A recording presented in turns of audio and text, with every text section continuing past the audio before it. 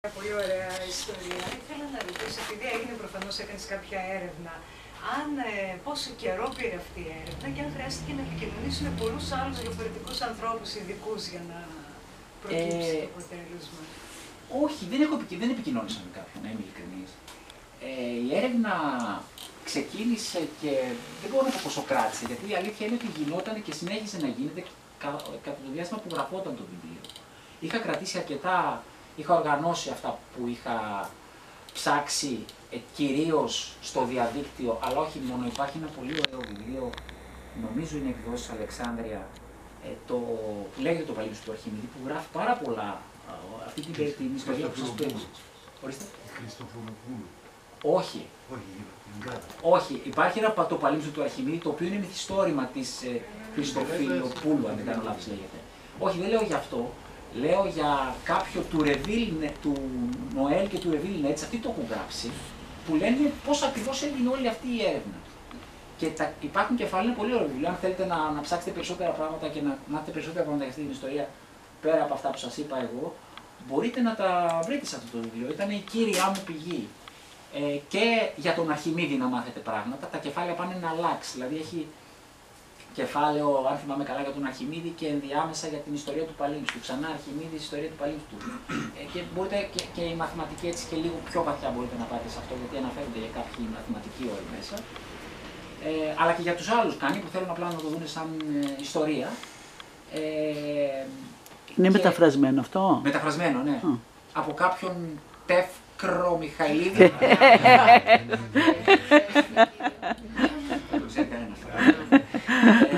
Ναι, είναι μεταφρασμένο. Και αυτή είναι η βασική μου πηγή και από εκεί πέρα το διαδίκτυο που έχει πάρα πολλά πράγματα για το παλίμψιστο και για το στομάχιο, είναι απίστευτα πολλά, ξενόγλωσσα κυρίως, αλλά όχι μόνο. Και σελίδες που μιλάνε για το στομάχιο και αναλύουν πάρα πολλά πράγματα, αλλά καλύτερα είναι να δείτε κάποιες τέτοιες σελίδες αφού διαβάσετε το βιβλίο για να μην κάνει spoiler το βιβλίο. Ναι. Παρακαλώ. Θα ρωτήσετε κάτι. Και το έναυσμα ήταν η δημοκρασία. Σε μένα, το πώς, πώς λειτουργώ εγώ για να... Όχι, για το συγκεκριμένο βιβλίο. Η έρευνά σας ξεκίνησε αφού είχε γίνει η δημοκρασία και από... Πολύ αργότερα η έρευνα. Η δημοκρασία έγινε, είπαμε, το 1998, όχι, από τότε δεν είχα ασχοληθεί με το παλίμψιστο. Έτσι γνωρίζαμε, φαντάζομαι, ίσως και άλλοι εδώ μαθηματικοί να γνωρίζουν για τον κώδικα για το παλίμψιστο, το έχουν ακούσει. Εγώ το γνώριζα, το είχα ακούσει, αλλά δεν ήξερα λεπτομέρειες, όλα αυτά δεν τα γνώριζα. Νομίζω ότι από τη στιγμή που διάβασα αυτό το βιβλίο που σας περιγράφω, ότι ίσως μπήκε λίγο στο μυαλό μου ότι αυτό θα μπορούσε να γίνει ένα ωραίο μυθιστόρημα με κάποιον τρόπο, αξιοποιώντας κάποια στοιχεία. Το μυθιστόρημα δεν είναι ιστορία, έτσι. Προφανώς. Υπάρχει μια σύγχρονη, μια ιστορία μάλλον στην Αθήνα του 2003, τέλη 2003, αρχές του 2004, υπάρχει λόγος που τοποθετείται εκεί, που είναι η κυρίαρχη ιστορία, έτσι. Αυτό έρχεται με κάποιον τρόπο πλαγίως, το οποίο δεν θα ήθελα και να πω περισσότερο. Ο λόγος είναι Ολυμπιακοί αγώνες. Που είναι εκείνη την περίοδο. Ναι.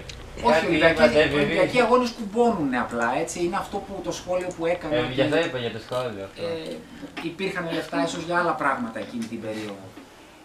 Όχι, δεν είναι. Ο λόγος που τοποθετείται εκεί είναι άλλος, αλλά δεν θα ήθελα να πω. Ναι, θα κάνω spoiler. Ναι. Είχα διαβάσει και ένα άρθρο που λένε ότι πλέον στα βιβλία λέω δεν θέλω το πιστόφυλλο να διαβάζω ούτε τίποτα. Ούτε και οι τίτλοι λέει μέχρι πλέον είναι spoiler δηλαδή. Οπότε καταλαβαίνω πάρα πολύ καλά γιατί με θέλετε να αποκαλύπτετε.